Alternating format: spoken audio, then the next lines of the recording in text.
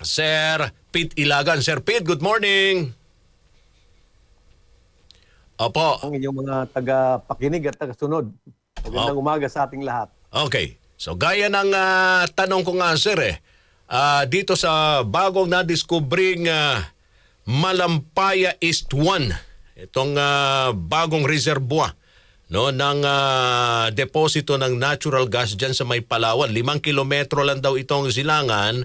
Ang layo nito dito sa meron tayong Malampaya gas field diyan sa may Palawan.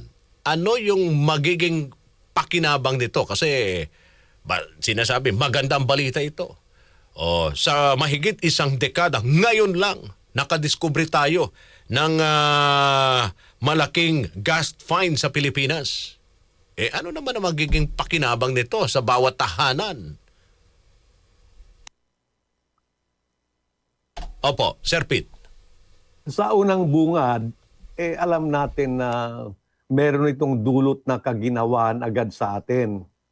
Sapagkat alam naman natin na malaking porsyento ng supply ng kuryente sa atin ay mula sa tinatawag na imported na fuel, na oil at saka coal, na kung saan tayo ay subject sa tinatawag na presyo niya na hindi matatag, hindi stable na presyo. Subject tayo sa kaguluhan sa ibang bansa na nagdudulot ng pagtaas bigla ng presyo na to na masakit sa bulsa, lalong-lalo na sa mga residential consumers. Kaya itong pagkadiskubre ng bagong natural gas field dyan sa may silangan ng Palawan, ito ay dapat magdulot sa atin ng unang bungad kaginhawahan agad, sapagkat ito ay local na gas. Ibig sabihin, ito ay maaasahan natin dahil ito ay dito lang sa amin. Hindi na natin ito binibili mula sa ibang bansa. Hindi na ito imported. So mas malaking bagay. Ito ay malaking tulong ito sa pagtalaga ng isang mas maaasahan at mas matatag at mas secured na supply ng kuryente. At makakatulong din ito upang maiwasan yung biglang pagtaas ng presyo ng kuryente na bunga ng kaguluhan sa ibang bansa na pinagmumulan ng ating imported na oil, coal at etong tinatawag na liquefied natural gas na siyang pumalit muna dito sa kakulangan na ng supply ng natural gas mula dito sa ating West Philippine Sea dati sa may Palawan. Kaya sana magdulot ito ng inaasahan nating kaginhawahan dito sa kakulangan ng supply ng kuryente at dito sa hindi predictable na presyo ng kuryente dito sa mga imported fuels natin. Opo, opo. Okay, sabi nyo nga sana kaagad, di ba? Maramdaman. Mga siguro sa tingin po ninyo, gaano katagal yung kaagad na mararamdaman po ng taong bayan, lalo tigit yung mga kababayan natin dito sa Luzon. Kasi yung Malampaya, karamihan ng mga sineserbisyuhan yan yung mga taga Luzon. Diba? Yung consumer ng taga Luzon. Lalo na yung pagbaba no, sa presyo ng kuryente. Mararamdaman ba yan kaagad-agad? O matatagalan pa, Sir Pete? Depende yan sa concessionaire niyan kung gaano ka bilis nila i-commercialize yung natural gas na mula sa bagong discovery. Wala pa tayo yatang nababasa kung kailan ito magiging available na mag-supply dito sa 4 na planta na nasa Batangas. Yung planta ng Ilihan, Santa Rita, San Lorenzo at San Gabriel. Yan ang mga planta na gumagamit ng natural gas na ngayon ay na-convert dyan sa liquefied natural gas dahil nga sa kakulangan na ng supply. Kaya antayin natin yung ma-commercialize yung production dyan at yan ay pumasok ulit sa mga kontrata dito sa Ilihan, Santa Rita, San Lorenzo at San Gabriel at yan ay ipa-file muli sa Energy Regulatory Commission at upang ma-regulate ang kanyang presyo at dyan natin makikita yung benepisyo niya na maiwasan yung pagtaas, manatiling ganyan na presyo o mas mapababa pa. Opo, opo. Depende rin yan sa dami sa volume ng kuryente na paano niya maapektuhan yung presyo ng nakakontrata ngayon. Mhm. Kasi lahat ng sinusupply sa atin ngayon ay nakakontrata yan, blended rate yan. Blended rate yan, merong coal, may diesel, merong tinatawag na solar, may wind, may hydro, blended yan. Opo. So yung pag-blend muli ng bagong commercial na production mula sa Malampaya, yung nat gas, yan ay may epekto pero makikita lang natin yan pag sila ay nag-apply na ng kanilang presyo. Mhm. Mhm.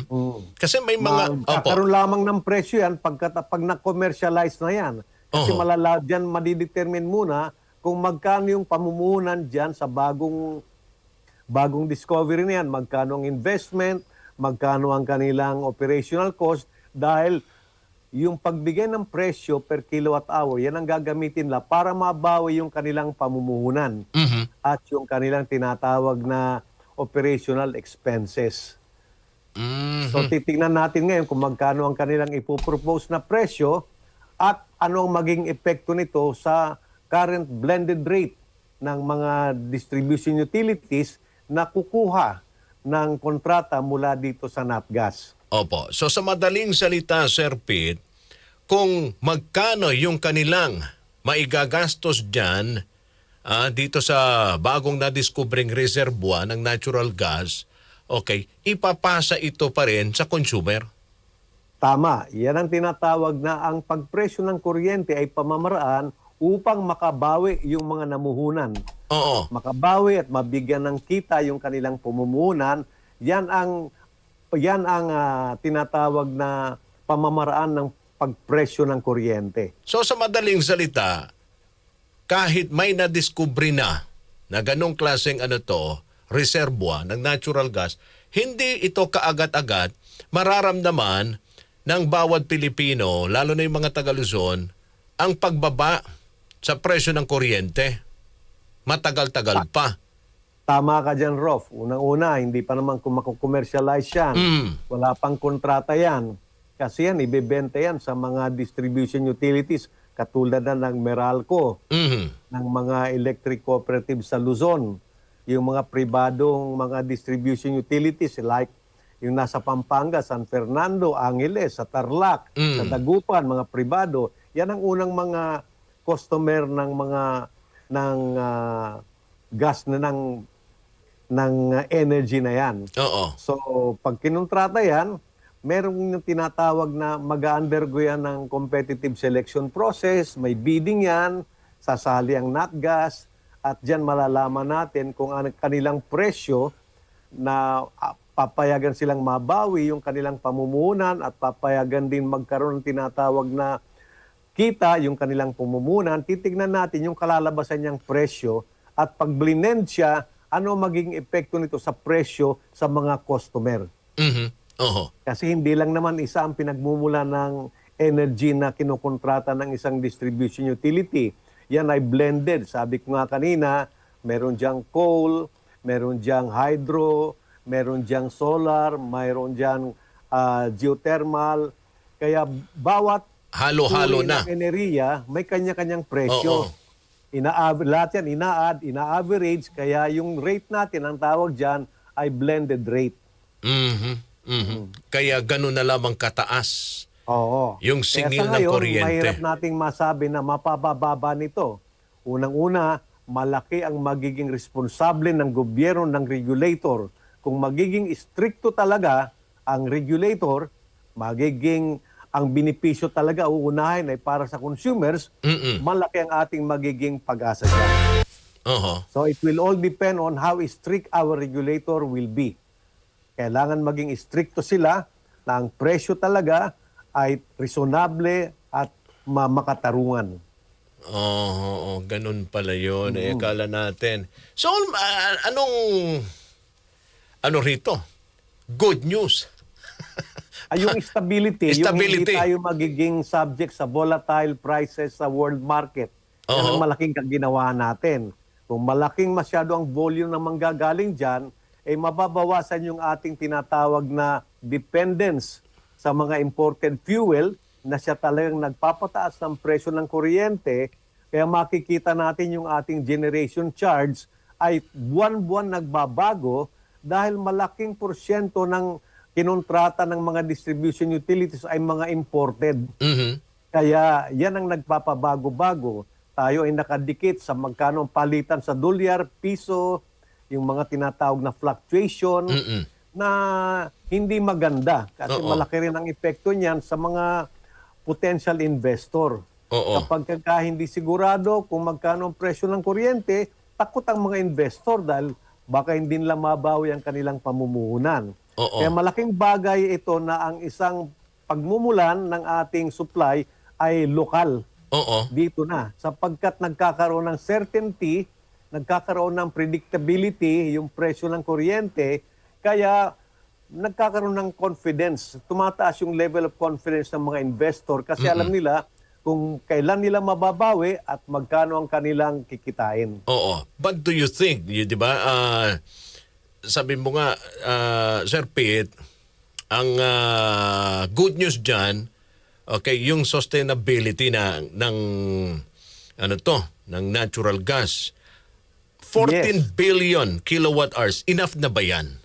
Sa para ma-sustain niya, no, yung pangangailangan, yung demand ng na dito sa ating bansa, yung mga kumukonsumo. Historically, alam natin na yung unang nadiskubre na nag-supply sa atin ng mahigit na 2 dekada, mga 20 hanggang 30% ang kanyang nai-contribute Mhm. sa demand sa Luzon. Sa Luzon, ha? Opo. Sa Luzon, nasa 20 to 30% yan. Ang nangyayari ngayon, Rolf, ang maganda rito ay habang tayo ay sinusustain ng nat gas na lokal na nakakapagpapa-stabilize ng presyo ng kuryente, nakakatulong upang maging reliable at stable ang supply ng kuryente, tayo naman ay nagpo-promote ng renewable Mhm. na hindi dependent din sa importation. Mhm. Kaya yan ang pinakamaganda dyan. Nagiging saligan natin ngayon itong lokal, yung natgas at saka geothermal, habang pinopromote natin ang renewable at malaki ang kakainin nito sa pag-supply ng kuryente na magiging reliable and stable. At eventually, alam naman natin, ang renewable, eventually pamura ng pamura ng pamura. Gaya ng solar. Dati, 9 pesos. Nag-8. Ngayon may nag-o-offer na ng 3 piso. Mhm. Kaya yun ang maganda dyan dahil binibigyan tayo ng malaking pagkakataon na ma-develop yung renewable energy habang nare-retain natin yung ating dependence sa imported fuel dahil meron na tayong another source na lokal. Mm-mm. Sa kasalukuyan ho ba, ano ho ba ang sitwasyon dito sa pagiging dependent natin sa mga imported fuel? Yan ang isang malaking bagay na hamon sa ating gobyerno.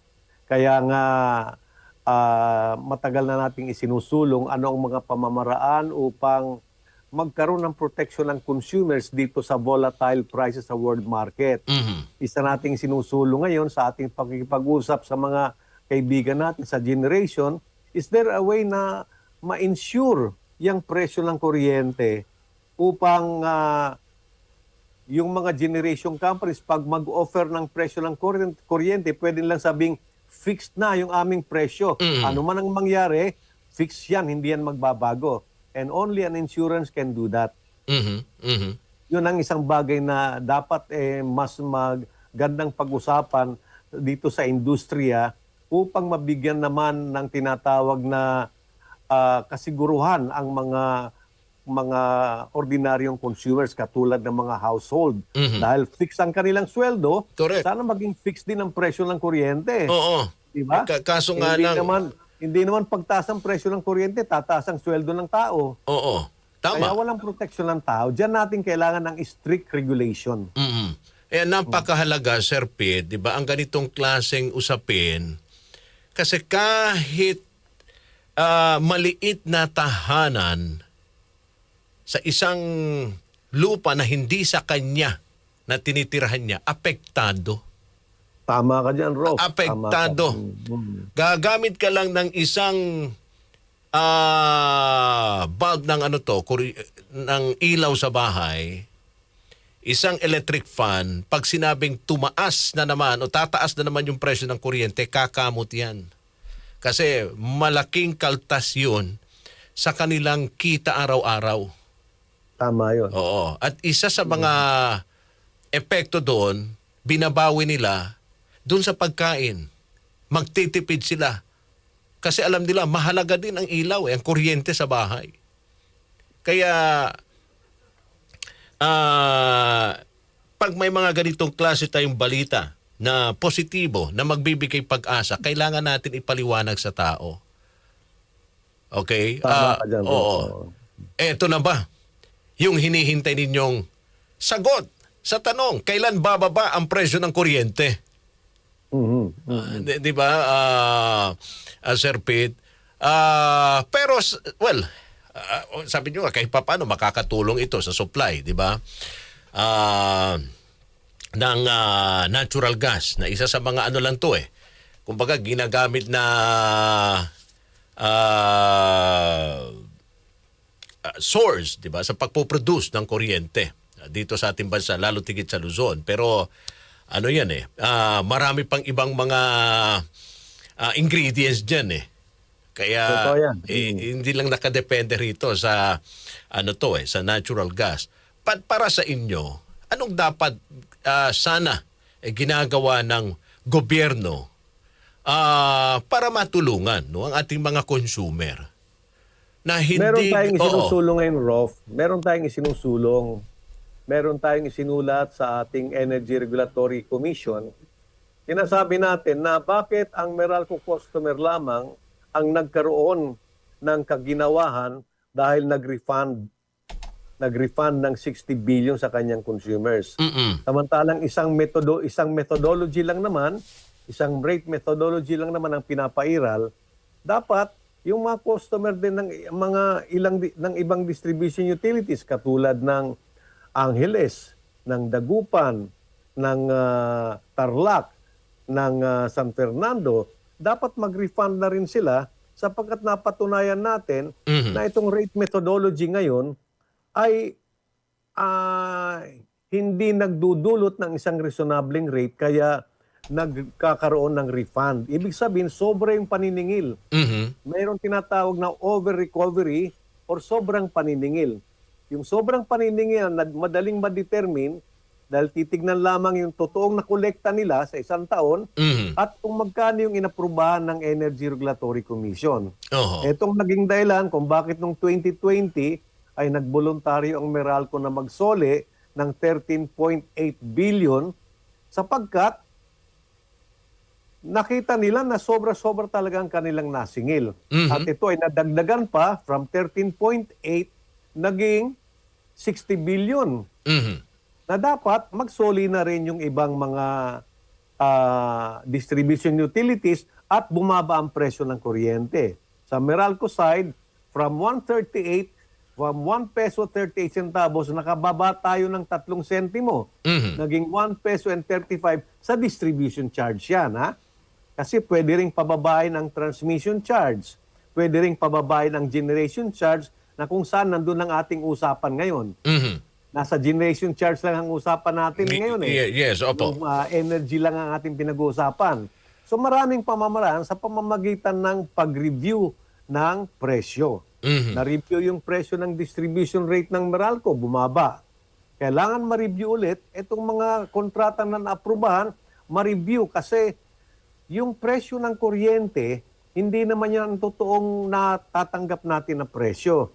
Sapagkat depende yan kung ang agreement ay 80% ng production, pero ang kinuha mo lang 20%, tataas yan. O, katulad halimbawa ng presyo ng kuryente ng NatGas natin ngayon, inaprubahan yan in 1999 at saka 2001. Ang presyo niyan, 1 peso and 97 lamang.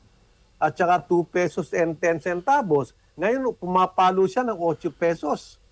Pero hindi pinapaliwanag kung bakit pumapalo siya ng 7, 8 pesos mula sa kanyang original na 2 piso lamang. Yan tinasarabi natin, kailangan ng isang istriktong regulasyon.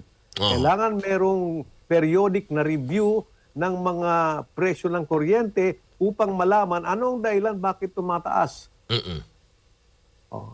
Tsaka Kung titignan, Opo, Sir Pete. Sa kasulukuyan ho ba, no, gaano nakataas yung presyo ng kuryente dito sa ating bansa? Kung ikukumpara, no, sabihin natin sa Asia lang, tayo na bang may pinakamataas? ako'y nagre-review nga nakita ko yung isang bill ng isang kaibigan na natin na sa Amerika kinonvert ko lang yung presyo ng kuryente nila, nasa 9 peso and 80 centavos Oo.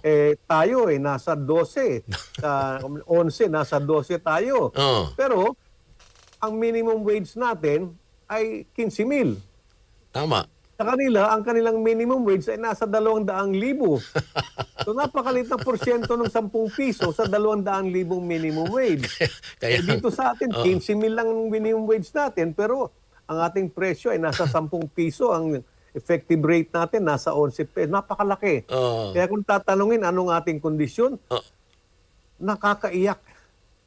Kaya hindi natin makita ang mabilis na pag-unlad ng bansa natin dahil sa taas ng presyo ng kuryente. Kaya ang hinihingi talaga natin, isang istriktong regulasyon. Mhm. Malaking hamon talaga ito sa gobyerno. Katulad nitong pinag-uusapan natin ngayon na bagong discovery, ang tanong mo nga, ano ang benepisyo nito sa atin? Oo, hindi lang tanong ko yan, Sir Pete. Tanong yan ng karamihan. Ano bang magiging benepisyo niyan? Oo. Tama, yan ang malaking hamon sa gobyerno natin ngayon. At yan ay magiging pasanin talaga yan ng ating regulator ng Energy Regulatory Commission. Ang kailangan natin ay isang istriktong regulasyon na magkakaroon ng periodic review ng presyo sa generation, presyo sa transmission, at presyo sa distribution sector. Ayan. Nagkakaroon ngayon ng review sa distribution sector, pero wala pa tayong review sa generation, walang review sa transmission. Oo. Meron at meron naman, sabi niyo, Sir Pete, di ba? May malaking benepisyo yan para sa ating bansa. Kaso nga lang, hindi lang nakadepende dyan, di ba? Marami pang ibang factors. Marami Tama. pang ibang factors. Sir Pete, maraming salamat sa inyong oras at panahon. Mabuhay po kayo. Anytime, bro. Mabuhay ang Pilipinas. Mabuhay. Press